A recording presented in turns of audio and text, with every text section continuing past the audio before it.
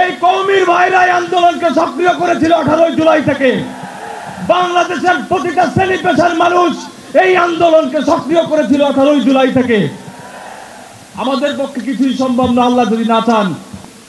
আপনারা জানেন আমাদের রক্তের উপর দিয়ে এই ইন্টারিম গঠিত হয়েছে। এই ফ্যাসিবাদী স্বৈর শাসনের অবসান ঘটাতে আমরা সক্ষম হয়েছি একমাত্র আল্লাহ তাআলার সাহায্যে। আমাদের কিছুই করার ক্ষমতা নেই যদি আল্লাহ তাআলা আমাদের উত্তম সাহায্যকারী না হন। ওয়াকাফা বিল্লাহি ওয়ালিয়াউ ওয়াকাফা বিল্লাহি নাসিরা। Allah is enough as an ally, Allah is enough as a helper. আল্লাহ যথেষ্ট আমাদের জন্য সাহায্যকারী হিসেবে, আল্লাহ যথেষ্ট আমাদের জন্য অভিভাবক হিসেবে। মহান আল্লাহ রাব্বুল ইজ্জত আমাদের সাহায্যকারী হয়েছিলেন, মহান আল্লাহ রাব্বুল ইজ্জত আমাদের অভিভাবক হয়েছিলেন। তাই এই 24-এর গণ অভ্যুত্থান আমরা সফল করতে সফল হয়েছি। আমাদের কোনো ক্ষমতা নেই আল্লাহর ক্ষমতা ছাড়া।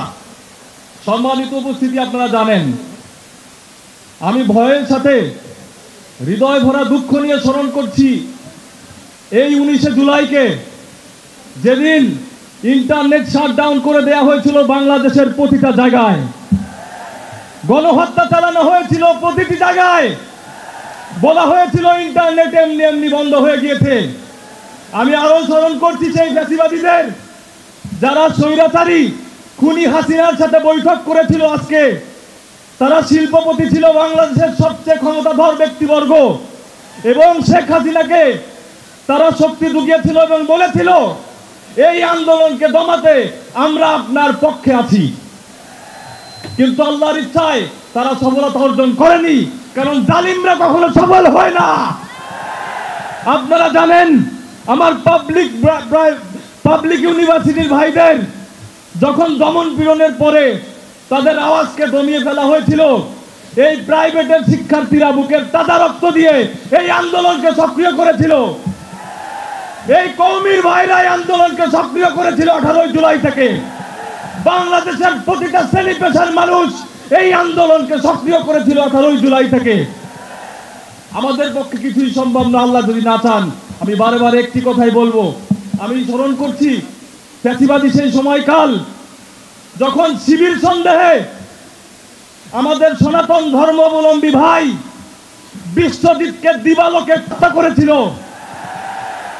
শিবির করা কোনো অপরাধ না, কোন রাজনৈতিক দলের সমর্থন দেওয়া কোনো অপরাধ না, কিন্তু তারা শিবিরকে ডাক দিয়ে সাধারণ মানুষ, সাধারণ ছাত্রদের উপর অত্যাচার, নিপীড়ন, গুম খুন চালিয়েছে প্রতিটা বছর তাদের স্বৈরতান্ত্রিক প্রতিটা শাসন আমল।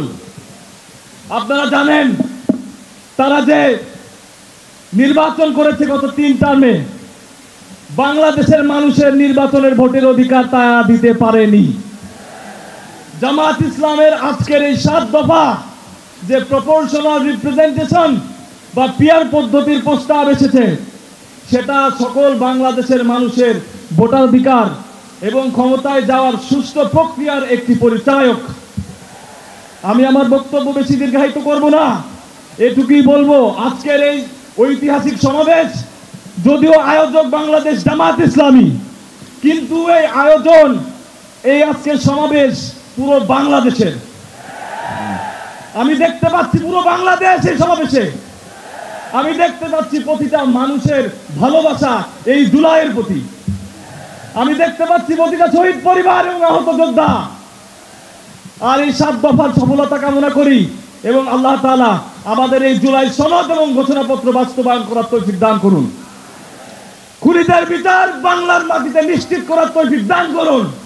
আপনাদের কাছে দোয়া ভালোবাসা চাই, আর আমার একটি দোয়া চাই আপনাদের সকলের সামনে। এই লাখো জনতার কাছে আমি একটি দোয়া চেয়ে যাচ্ছি যে আল্লাহ রাব্বুল ইজ্জত 18 জুলাই গুলিবিদ্ধ হওয়ার পরেও আমি বেঁচে ফিরেছিলাম, কিন্তু এর পরবর্তী সময়ে দেশের কোনো ক্রান্তি লগ্নে আল্লাহ যদি আমাকে কবুল করেন সংগ্রাম করার জন্য, আল্লাহ যেন আমাকে শহীদের মৃত্যু দেন। আল্লাহর কাছে এই দোয়াটা করবেন, এই বলেই আমার বক্তব্য শেষ করছি। আসসালামু আলাইকুম ওয়া রাহমাতুল্লাহি ওয়া বারাকাতুহু।